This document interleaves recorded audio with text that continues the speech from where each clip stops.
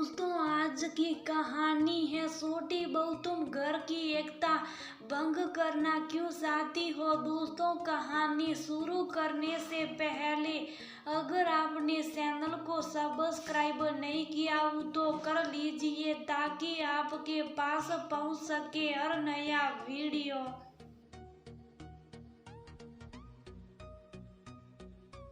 सुनो, आपसे एक बात कई दिनों से कहना चाह रही हूँ, धैर्य से सुनना, गुस्सा मत करना। जब से हम इस शहर में आए हैं और परिवार के साथ रहने लगे, कितने खर्चे बढ़ गए। पहले दूसरे शहर में रहते थे तो हमारे इतने पैसे खर्च नहीं होते थे। हमने सोचा था घर परिवार में रहेंगे तो पैसे बचेंगे, पर यहाँ तो उल्टा हो रहा। कुसुम अपने पति अब क्या किया जा सकता है। जब परिवार के साथ रहना है तो कुछ खर्चे तो हमें भी उठाने होंगे।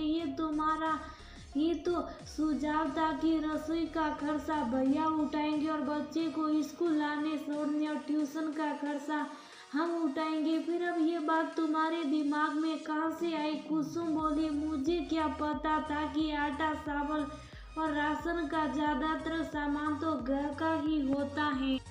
और क्या मुझे पहले से पता था कि पेट्रोल इतना महंगा हो जाएगा। जहाँ तक ट्यूशन की बात है वह तो मैं मैनेज कर लेती हूँ और पढ़ा भी देती हूँ बच्चों को, पर ये खर्चा तो उल्टा हमारे सर पर आ गया। कुछ तो उपाय करना होगा। रौनक बोला, क्या उपाय निकालोगी? क्या कहोगी कि पेट्रोल महंगा हो गया इसलिए बच्चों को स्कूल भेजना बंद कर दो? कुसुम बोली, आप तो रहने दीजिए, मुझे ही अपने दिमाग के घोड़े दौड़ाने होंगे और कुछ उपाय निकालना होगा, वरना घर परिवार के अपनेपन के चक्कर में हमारी नैया डूब जाएगी। ये आज की बात नहीं है। कुसुम आए दिन कुछ ना कुछ बहाना करके ये सब करती ही रहती थी। एक दिन कुसुम वक्त से पहले जेठानी के बच्चों को आवाज लगाई, चाचा जी जल्दी जा रहे, अगर तुम्हें स्कूल जाना है तो जल्दी आ जाओ। फिर जानबूझकर उसने रोम को घर से जल्दी भेज दिया। कुछ देर बाद बच्चे तैयार होकर आए तो देखा कि सासा जी जा चुके हैं। बच्चे रोने लगे। कुसुम की जेठानी रूपम बोली, कुसुम क्या देवर जी चले गए? कुसुम बोली, भाभी मैंने तो बच्चों को कितनी आवाज लगाई, आज उन्हें थोड़ा जल्दी निकलना था तो कितनी देर से इंतजार करती। स्कूल का रास्ता भी उनके दफ्तर से बहुत दूर है, तुम घूमकर उन्हें जाना पड़ता। हर रोज कहते बच्चों की वजह से मुझे लेट हो जाती है और पेट्रोल भी इतना खर्चा होता है। रूपम बोली, देवर जी को आज जल्दी जाना तो मुझे कल रात ही बता देती, मैं बच्चों को जल्दी तैयार कर देती। अब बच्चे स्कूल कैसे जाएंगे? कुसुम बोली, भाई साहब की दुकान पर और भी लोग रहते, कहिए उन्हें वही बच्चों को अब छोड़ आया करे। जब से इनका प्रमोशन हुआ इन्हें कभी जल्दी तो कभी लेट जाना पड़ता है, ये दिक्कत तो लगी रहेगी। रूपम कोई बच्ची नहीं थी। कुसुम के बदलते हाव भाव वह कुछ दिनों से देख रही थी। उसने बच्चों के आंसू पहुंचे और अंदर जाकर अपने ससुर जी राम सेवक जी को बोली, बाबूजी ये तो दुकान पर गए, देवर जी दफ्तर चले गए, बच्चों की परीक्षा का समय, अगर आपके पास समय हो तो इन्हें छोड़ आएंगे।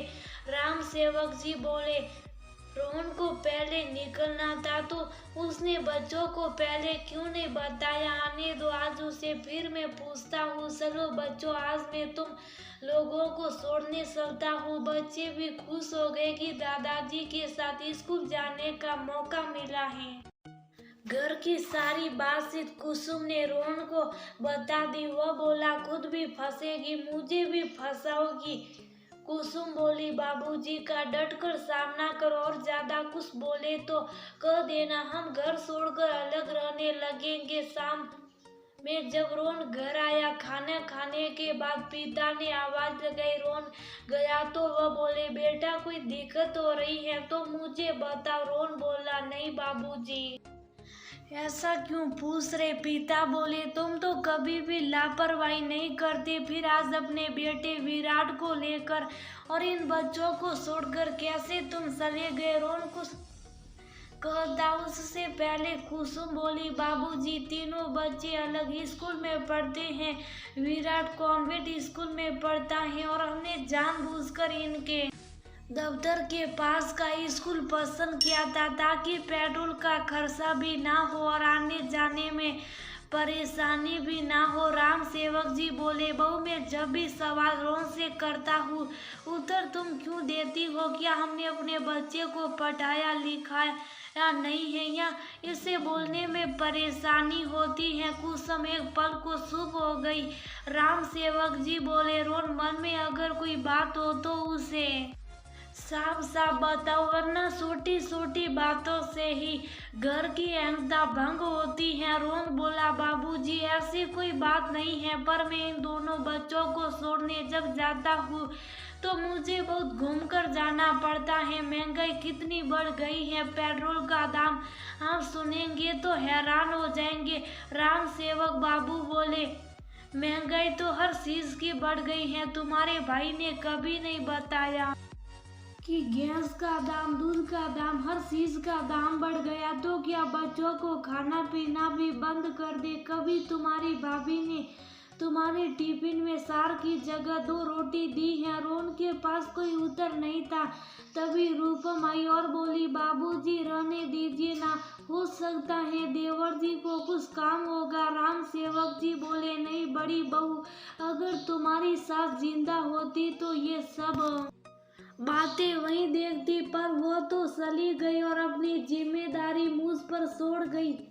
अपने मन की बात तो ये खुद ही कबूल कर रहा है, मैंने तो कुछ बोला ही नहीं।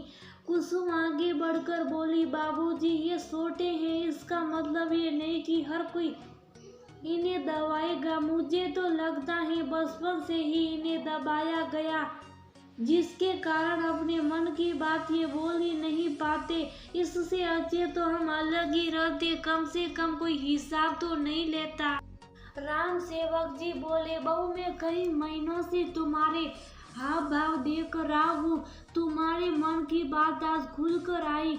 ये खर्चे को अलग बांटने का विचार भी तुम्हारा ही था, फिर तुम अपनी बात से कैसे मुंह मोड़ रही हो? मैं देख रहा हूँ कभी तुम अपनी तबीयत या आलस का बहाना बनाकर बच्चों को पढ़ाती नहीं हो, और आज रौनक बच्चों को छोड़कर अपने बच्चों को लेकर चला गया। क्या भाई के बच्चे प्रति उसकी कोई जिम्मेदारी नहीं? कुसुम बोलती, उससे पहले ही रूपम ने उसे रोक दिया। कुसुम, बाबूजी, हमसे बड़े, उनसे बहस करना अच्छा नहीं है, बच्चों के कानों में बात जाएगी तो सोचो उन पर क्या प्रभाव पड़ेगा। कुसुम बोली, भाभी, आप तो रहने ही दीजिए, मेरे बच्चे हैं, आपके 2 बच्चे हैं, खर्चा तो आप लोगों का ज्यादा है, फिर हमें क्यों सफर करना पड़ता है?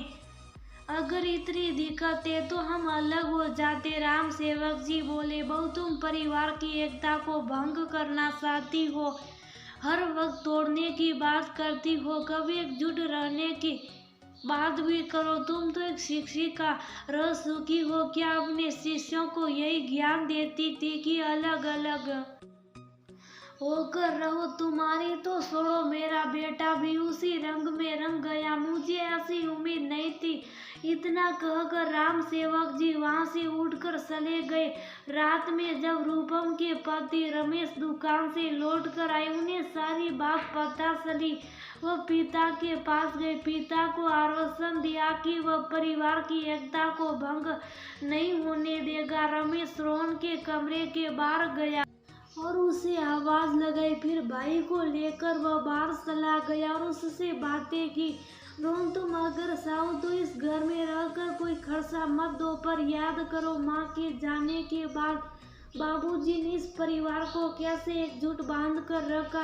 तुम तो कमाई करने के लिए बाहर चले गए, शायद तुम्हें पता ही नहीं होगा, कोरोना में जब तुम दोनों की नौकरी चली गई थी और कुसुम ट्यूशन से घर का खर्चा चलाती थी तो बाबूजी अपने पैशन का पूरा पैसा तुम्हारे घर भेजते थे। क्या ये बात तुम्हारी पत्नी ने तुम्हें बताया? रोहन हैरानी से भाई को देख रहा था। रमेश बोले, आशा करता हूँ कि इस बात को तुम अन्यथा नहीं लोगे। बस तुम्हें जानकारी दे रहा हूँ, इस घर की तुम अहम सदस्य हो। मुझे बहुत तकलीफ हो रही है ये कहते हुए कि हिसाब किताब तो तुम भी लगा सकती हो, किसका खर्चा ज्यादा। पर जब परिवार एकजुट हो तो वहाँ पैसे नहीं, अपनापन और एकता देखनी चाहिए। आज के युग में जहाँ परिवार एकजुट होकर रहते हैं वहाँ परेशानी संकट के भीतर नहीं आती। आगे तुम खुद समझदार हो। इतना कहकर रमेश चला गया। रोहन अपने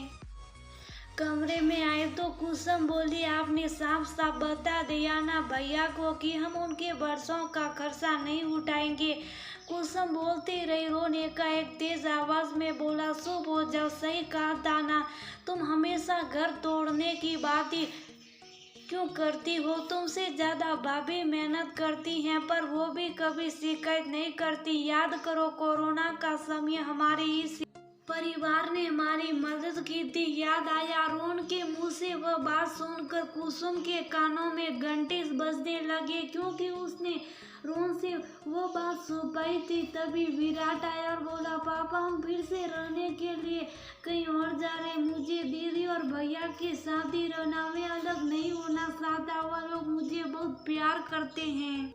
आपके पास तो वक्त नहीं रहता। दादाजी और सासा जी ही मुझे घूमने के लिए ले जाते। मैं यहाँ से कहीं नहीं जाऊँगा। आपको अगर जाना है तो आप दोनों जा सकते हो। रोहन बोला, सुना तुमने, छोटा बच्चा परिवार के साथ एकजुट होकर रहना चाहता, पर तुम वो कि हर वक्त घर तोड़ने की बात करती हो। मैं भी कैसा बेवकूफ जो तुम्हारी बातों में आ गया। आज के बाद ऐसी बात कभी मत उठाना, वरना मुझे से बुरा कोई नहीं होगा। इतना कहकर रोहन सोने चला गया। अगले दिन कुसुम को जगने में थोड़ी देर हो गई। रूपम ने उसके हिस्से का भी सारा काम कर दिया।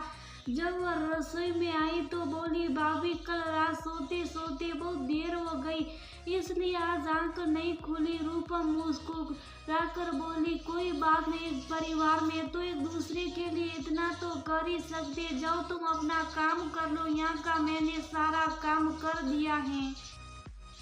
उस रोज कुसुम का एहसास हुआ कि अगर वह अलग होकर रहेगी और कल को अगर वह बीमार हो गई तो उसके पति और बच्चों को कौन देखेगा। उसे अपनी सोच और व्यवहार पर बहुत शर्मिंदगी हो रही थी, जिसे परिवार ने भी समझा और उसे माफ करके एक और मौका दिया।